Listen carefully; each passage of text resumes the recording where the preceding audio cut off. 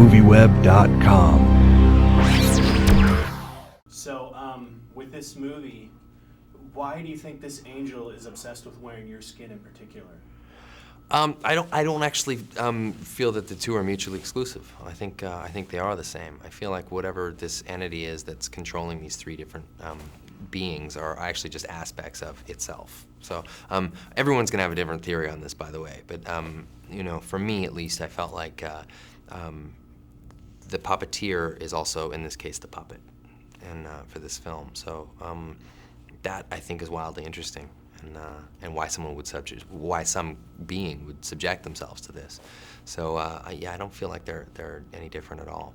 I was wondering, do you think there's a slight amount of hubris to make a sort of celestial being his last three lives or in the creative part of the industry?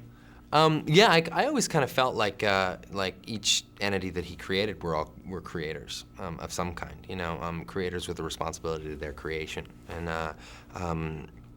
yeah, I feel like there's an enormous amount of hubris, particularly in part two. I mean, that's exactly what derails that character. Is in each section there's something that kind of takes the character off course and forces him to retreat from whatever world that he's created.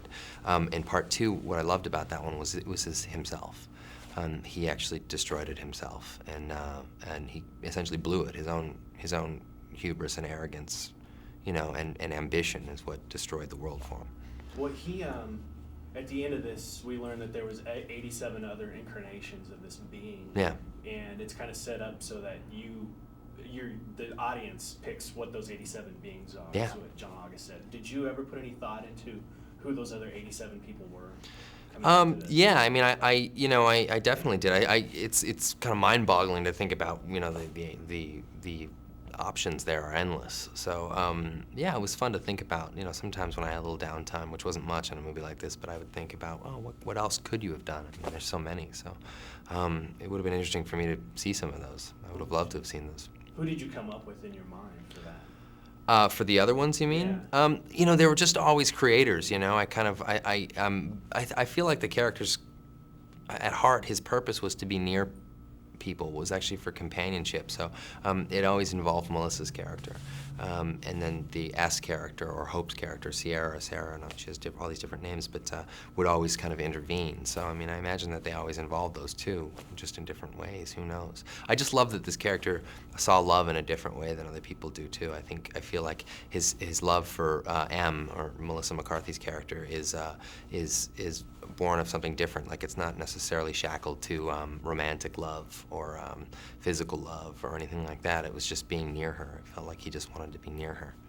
Well, I noticed that the three characters are very similar looking, but there's really subtle differences. Mm-hmm. And I couldn't tell, but are you wearing any prosthetic makeup? No, nothing. No, this movie didn't have the resources for that sort of thing, and we didn't want to do that anyway. I mean, in fact, the biggest challenge about a movie like this is to not be too indulgent with the different characters. Is in fact they are just several aspects of one being.